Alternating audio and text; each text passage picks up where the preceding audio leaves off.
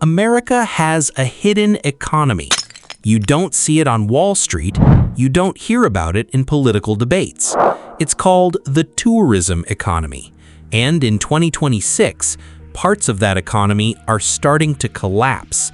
Not all at once, not everywhere, but in certain states, the warning signs are already here. We're not talking about a normal slowdown. We're talking about places that built their entire future on one assumption, that tourists would always come. But what happens when they don't?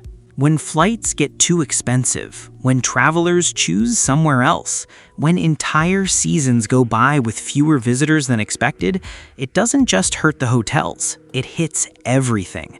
Jobs disappear, small businesses shut down, local economies start to shrink, and for a few of these states, this isn't just pressure anymore, it's the early stage of collapse. Today, we are counting down 10 US states that are closer to that point than most people realize. Some are already struggling. Others are one bad season away. Let's start with number 10. Vermont. For decades, this state ran on three things: fall foliage, maple syrup, and ski season. But 2026 is shaping up to be a turning point. Winter temperatures have been inconsistent. Snowfall is down nearly 20% compared to the 1990s average. And younger generations, they're not taking week-long ski trips anymore. They're taking long weekends or just staying home. International visitors, especially Canadians, have dropped significantly due to exchange rates and border friction, and domestic tourists are choosing cheaper, warmer destinations. The pressure point? Vermont's rural economy depends on lodging taxes.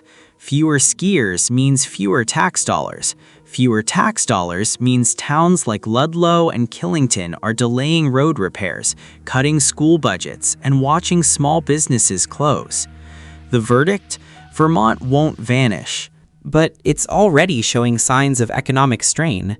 And if 2026 brings another low snow winter, the Green Mountain State could be looking at a very long, very quiet year. State 9, South Carolina, specifically the Grand Strand, a 60-mile stretch of beach towns built entirely on budget tourism. For years, Myrtle Beach was the working-class vacation. Families from Ohio, West Virginia, and Kentucky would drive down, stay in affordable motels, and spend money on seafood buffets and water parks. But here's the problem in 2026. Gas prices remain unpredictable. Inflation hit disposable income hard, and the classic budget beach trip is no longer the bargain it used to be. Meanwhile, competing destinations like Gulf Shores, Alabama, and Outer Banks, North Carolina have invested heavily in modern infrastructure. Myrtle Beach hasn't. Low-end motels are struggling to stay open.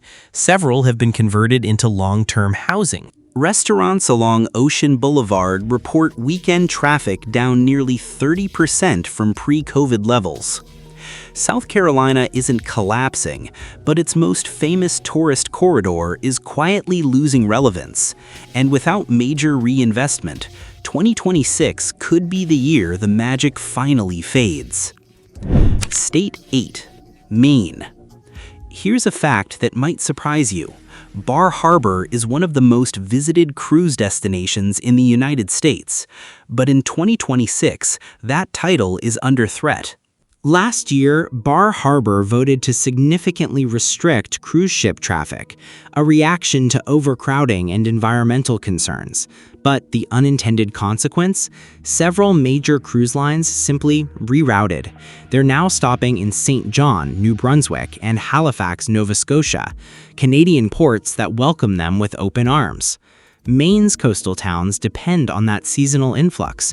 Without it, restaurants along the waterfront are cutting staff, gift shops are reducing hours, and the working waterfront, the actual fishermen, are losing the summer supplement that kept them afloat. Maine will always be beautiful, but its relationship with mass tourism is shifting, and not in a profitable direction. 2026 could be the year Bar Harbor realizes the cost of turning ships away. Here's the uncomfortable truth about desert tourism. It's getting too hot for comfort.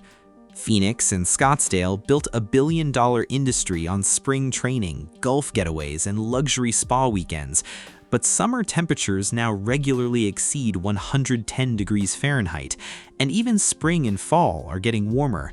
European tourists, who once flocked to the Grand Canyon, are choosing cooler destinations like the Pacific Northwest and New England. Asian tour groups haven't fully returned since the pandemic. The pressure point? Resort occupancy in Scottsdale during shoulder seasons, May and September, has dropped nearly 25% in the last 3 years. Convention bookings are flat, and the city's tourism tax revenue, which funds police and fire services, is starting to show gaps. The verdict?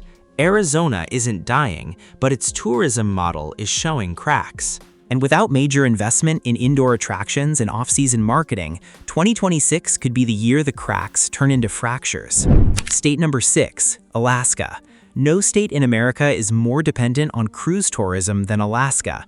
In 2019, over 1.3 million cruise passengers visited Juneau alone. But 2026 looks very different. Several factors are colliding. New environmental regulations are increasing cruise operating costs. Canada's port infrastructure investments have made Vancouver a more efficient home port, and younger travelers are choosing expedition cruises, smaller ships that spend less money on shore. Towns like Skagway and Ketchikan exist almost entirely for the cruise industry. When ships don't come, shops don't open, restaurants don't staff up, and seasonal workers don't show up because there's no work. Alaska will survive. But its small coastal towns are facing an existential question. What happens when the cruise lines stop prioritizing you? 2026 might provide the answer. State number 5, Illinois. Specifically, Chicago. Chicago is not a leisure city, it's a business city. McCormick Place is the largest convention center in North America. Every year, millions of business travelers fly into O'Hare, take cabs to downtown hotels, and spend corporate money on meals, drinks, and transportation. But 2026 is bringing a brutal reality. Business travel has permanently changed. Virtual meetings replaced a significant chunk of internal corporate travel. Companies cut travel budgets during the inflation years and never restored them. And mid-tier conferences, the bread and butter of Chicago's tourism economy, are struggling to sell tickets. Downtown hotel occupancy on weekdays has dropped nearly 18% compared to 2019. Several iconic hotels along Michigan Avenue are exploring conversion to residential towers, and the city's hospitality workforce is shrinking.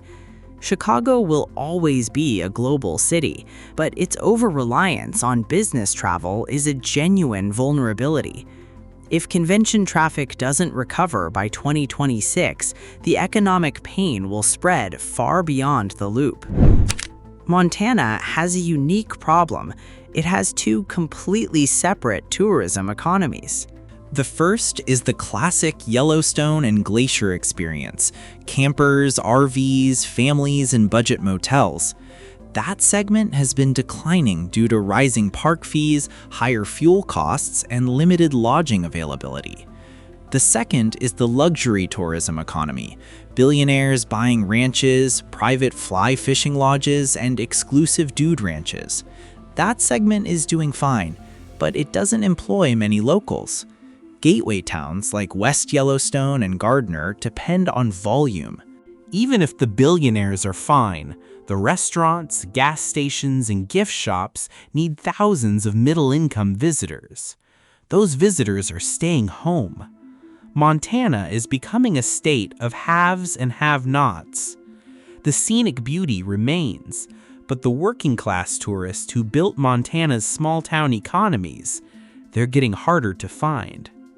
State number 3, Louisiana. New Orleans is unlike any other American city, and that's both its strength and its vulnerability. The city's tourism economy is built on festivals: Jazz Fest, French Quarter Fest, Essence Fest, and of course, Mardi Gras.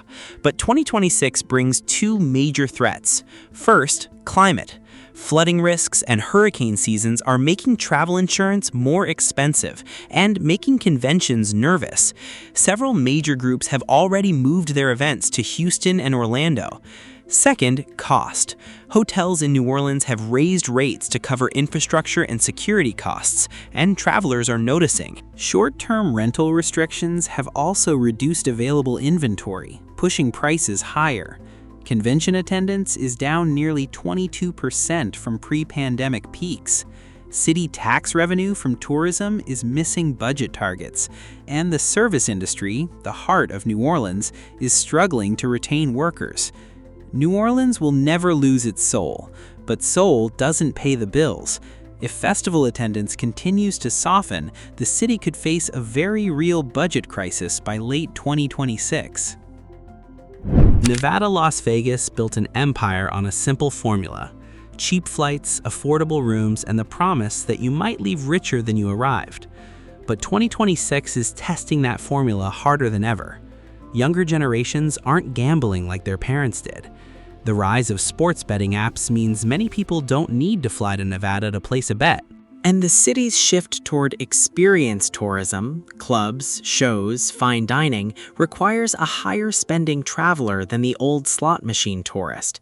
The pressure point: casino revenue on the Strip has been flat for 2 years, convention attendance is down as companies cut back, and hotel construction continues, meaning more rooms competing for fewer travelers.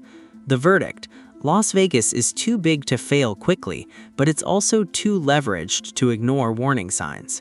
If 2026 brings even a mild pullback in leisure travel, the Strip could feel emptier than it has in a decade. State number 1, Hawaii. And here we are, the number 1 state facing a tourism crisis in 2026. Hawaii's situation is the most complex and the most fragile. After the Maui fires, the state sent a clear message: tourists, please stay away while we heal. Many travelers listened, and then they never came back. Now, in 2026, Hawaii faces a brutal paradox. They need tourism revenue to fund housing, infrastructure, and disaster recovery. But the very act of promoting tourism conflicts with local desires to preserve Hawaiian culture and environment. Hotel occupancy across the islands has dropped nearly 15% from pre-COVID levels. Japanese tourism, historically a huge market, has not rebounded due to currency issues, and the cost of flying to Hawaii has made mainland Americans choose Mexico or the Caribbean instead. Hawaii will always be beautiful, But beauty doesn't guarantee economic stability. The islands are entering a difficult chapter, one where they must reinvent their relationship with tourism, or risk watching their economy quietly unravel. 10 states, each facing a different version of the same question. What happens when the tourists stop coming? This isn't a prediction of apocalypse, it's a warning, a look at the quiet cracks forming beneath the surface of America's travel economy. Some of these states will adapt,